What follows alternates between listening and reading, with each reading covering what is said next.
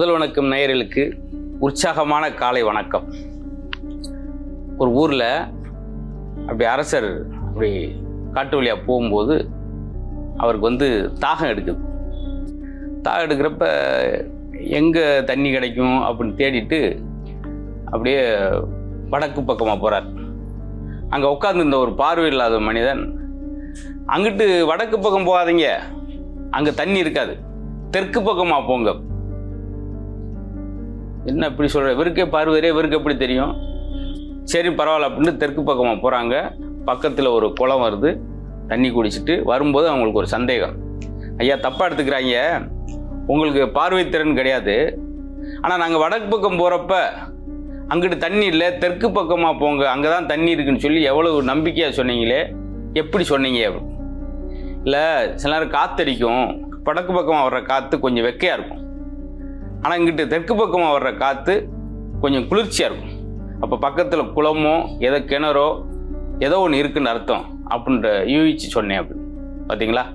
அதனால் நிறையா சொல்லுவதற்கு, பேசுவதற்கு, படிக்கணும், பார்வை தெரியணும் எல்லாம் அர்த்தம் கிடையாது. சில நுண்ணறிவும்லாம் இப்படி சிந்திக்கிறது உண்டு. இப்படிலாம் பார்த்துருக்காங்க. அதுவும் அப்பனுக்கு அந்த அரசருக்கு ஒரு நம்பிக்கை வரும் மேலே, பரவாயில்லையே நல்ல ஒரு விஷயத்தோடு இருக்கார்.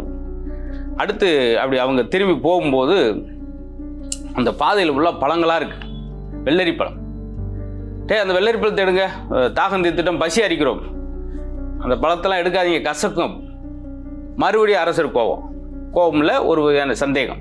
ஐயா வெள்ளரி பழம்லாம் இனிக்கத்தானே செய்யும், நீங்கள் என்ன கசக்கும் அதெல்லாம் எடுக்காதீங்க அப்படி சொல்கிறீங்க? அதுக்கும் அந்த பார்வையில்லாதவர் சொன்னார், இல்லைங்க நல்லா இனிக்கும், நல்லா டேஸ்ட்டாக இருக்கும்னு சொன்னால், இப்போ தெருவில் தான் இருக்குது அந்த வெள்ளரி செடி.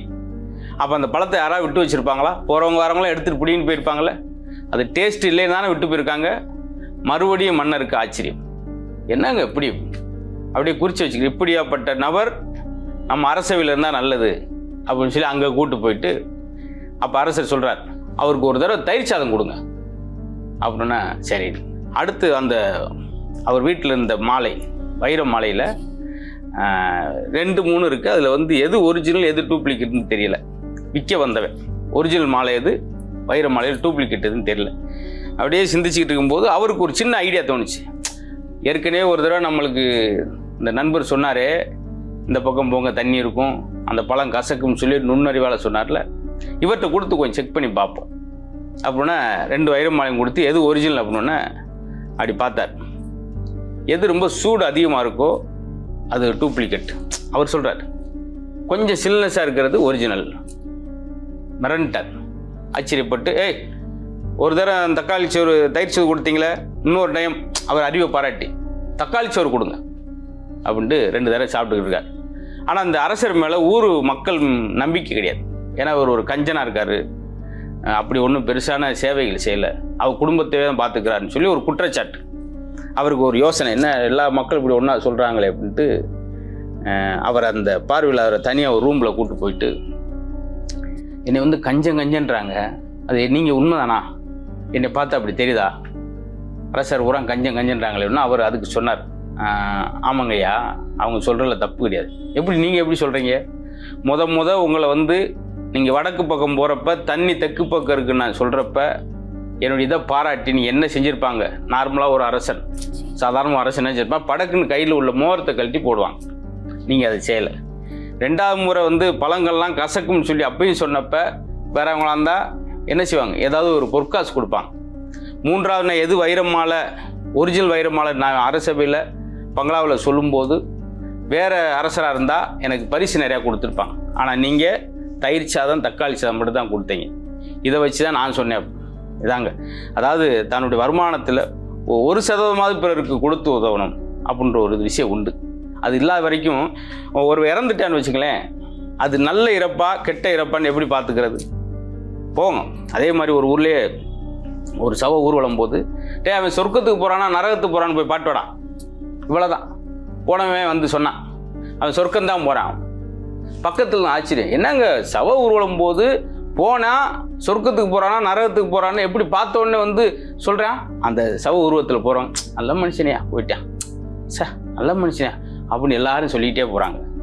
இதுதான் ஒரு வாழ்க்கைன்னா என்னென்னா, பிறக்கும்போது குடும்பத்தை சிரிக்க வைத்து பிறக்க வேண்டும், இறக்கும்போது ஊரவே அள வைத்து இறக்க வேண்டும். அதான் சரியான வாழ்க்கை. அப்படி பிறருக்கு உதவி கஞ்சத்தனம் இல்லாமல் எளிமையாக வாழ்கிறது நல்லது. ஆனால் வாழ்நாள் முழுவதும் கஞ்சனாவே சிலர் இருப்பான். ஒருத்தெல்லாம் கிணத்துல விழுந்துட்டான் சார், ஒரு கஞ்சன், நீச்சல் தெரியாது, கத்துறான், காப்பாற்றுங்க காப்பாற்றுங்க. மேலேருந்து எட்டி பார்த்தவன், உன்னை காப்பாற்றுறேன், ஒரு 500 தர்றியா? ஐயோ 500 அதிகமாக இருக்கே, ஒரு 350 போட்டுக்குங்க. பாரு சாக போகிறேன் சார், 300 உயிர் போக போதியா, 370 போட்டுக்குங்க. இப்படியே நடக்குது. விட்டுட்டேன், இவனும் காப்பாற்றல, அவனு ரூபா கொடுக்கல. மேலுலகத்தில் போய் எண்ணெய் செட்டில் வறுத்துருக்காங்க அந்த கஞ்சனை. அப்பயும் வெளியே நீட்டிக்கிட்டு எட்டி பார்த்துட்டு, எதுக்கு இவ்வளோ எண்ணெயும் ஊற்றிருக்கீங்க, இதில் 40 பஜ்ஜி சுடலாம், வேஸ்ட் ஆக்கிருக்கீங்க. சிலர் இந்த ஜென்ம புத்தியை செருப்பு கொண்டு அடித்தாலும் போகாதுவாங்கள்ல, அது மாதிரி மாந்தோப்பு கிளின்னு ஒரு படம் வந்துச்சு. அதில் வந்து காமெடியனாக தான் சூழ்ராஜன் நடிச்சிருப்பார். ஆனால் அவர் அந்த கஞ்சத்தனமாக நடித்த அந்த கதாபாத்திரத்தை பார்த்து ரசிக்காதவங்களே இருக்க முடியாது. அவ்வளோ அழகாக அந்த படம் முழுவதும் ட்ராவல் பண்ணியிருப்பார். அழகாக போய் அவங்க ஒய்ஃபு கேட்பாங்க, ஒரு பானை எவ்வளோ ரூபா? சப்பு நடிப்பார் ஒய்ஃபை சூழ்ராஜன், கஞ்சத்தனமாக இருக்கார். ஏய் பானை எவ்வளோ ரூபாயா? 1 ரூபாய்க்கு எத்தனை பானண்டு கல்லடி பார்த்தீங்களா? அப்படி அழகா. இன்னொருத்தன் பாருங்க, இதோட கொடுமை, ஒரு கிராமத்தில் இருந்தவன் அப்படியே ஏர்போர்ட்டில் போயிட்டு அந்த விமானம் பறக்கிறது ஆச்சரியமாக பார்க்குறேன். ஒய்ஃபோட போனவன், எங்கள் இந்த விமானத்தெல்லாம் கூப்பிட்டு போனான். கூப்பிட்டு போனால் ரொம்ப செலவாக முடியும், சும்மா பார்த்துட்டு போய்க்கிடுவான். அப்படியே பார்த்துக்கிட்டே இருக்கான். அங்கேருந்து ஒரு விளையாட்டுக்காக கேட்டார், விமானத்தில் போன ஆசை இருக்கா? அந்த ஏர்போர்ட்லேருந்து ஆசை இருக்குங்க. சரி, ஆளுக்கு 3000 கட்ட முடியுமா? ஐயா அவ்வளோ, ஏன்னா இவனே கஞ்சேன், 3000 முடியாதுங்க. சரி ஒன்று செய்வோம், உங்களால் ரூபா கொடுக்க முடியாதுன்னா ஒரு பிளானிங், இதுக்கு நீ கட்டுப்பட்டாகணும். விமானத்தில் உங்களை ஏற்றிடு 2 பேரையும். விமானம் தாறுமாறாக போகும், வேகமாக போகும், தலைகுப்புறாலாம் தூட்டும், பெரிய பெரிய மாயஜல வித்தையெல்லாம் விமானத்துலேயும் காமிப்போம். நீங்கள் அப்போல்லாம் சத்தம் போடக்கூடாது, பயப்படக்கூடாது. இப்படி அமைதியாக உட்காந்து இருந்துட்டிங்கன்னா நீங்கள் ரூபா தரவு தேவையில்லை. சரி 2 பேர் ஏறியாச்சு, பெல்ட்டெல்லாம் போட்டாச்சு.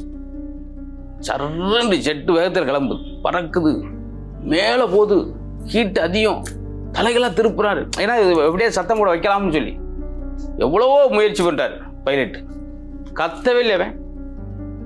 அவனு ஒரு 2.5 மணி நேரம் விமானத்தை ஓட்டிட்டு கீழே இறக்கிட்டார். இதுக்கு மேலே நீ முடியாதியா, நானும் உங்களை சத்தம் போட வைக்கலாம் இல்லையா, அவ்வளோ முயற்சி பண்ணேன், எப்பயுமே உனக்கு கத்தணும் சத்தம் போடணும் வந்து அது என்னமே வரலையா அப்படின்னா. ஒரு தடவை வந்துச்சுங்க, அப்படியே ஐயோ 6000 ரூபா வேஸ்ட்டாக போயுமேனு வாயை மூடிக்கிட்டேன். எப்போ கத்தலாம்னு நினச்சேன், என் ஒய்ஃபு கீழே விழுந்தால அப்போ கத்தலாம்னு நினச்சேன், 6000 ரூபா வேஸ்ட் ஆகிடுமே பேசாமல் இருந்துக்கிட்டு. இப்படி வாழ்க்கை எதுக்கு சார்? இதுதான் சார், எளிமையாக இருக்கணும். இந்த கையெல்லாம் என்னமோ சொல்கிறோம், கை கலந்து மோதிரம் போகிறது, ப்ரேஸ்லெட்டு போகிறது. சாப்பிட்டு 5 நாளாச்சுங்க தர்மம் பண்ணுங்கன்னும் போது ஒரு 1 ரூபாயோ 10 ரூபாயோ எடுத்து அவனுக்கு சாப்பிட்றதுக்கு இந்த கையால் கொடுக்கும்போது கை கலகு. அது மாதிரி பிறருக்கு உதவி வாழணும் ஒழிய கஞ்சத்தனமாக வாழ்ந்தால் அந்த காலம் பின்னாடி தெரியாமலே போயிருக்கும். இன்னொருவர் சொன்னார், மேல் உலகம் சொர்க்கம் போயிட்டா ஒரு பெரிய கோடீஸ்வர்கிட்ட போய் கொடுத்தாரு, இந்த குண்டூசியை எனக்கு அங்கே கொண்டு வந்து கொடுங்க. குண்டூசியை மேலே உலகம் நரகம் சொர்க்கத்துக்கு போனால் எப்படி அங்கே வந்து கொடுக்க முடியும்? முட்டுக்குன்னு பொருள் கீழே விழுந்தால் என்ன செய்வார்?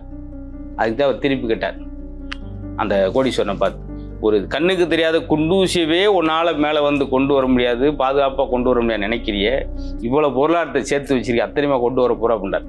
அதனால் எளிமையாகவும் பிறருக்கு உதவி வாழ்கிற மாதிரி ஒரு மன திருப்தியான வாழ்க்கை எதுவும் இருக்க முடியாது. மீண்டும் சந்திப்போம். நன்றி, வணக்கம்.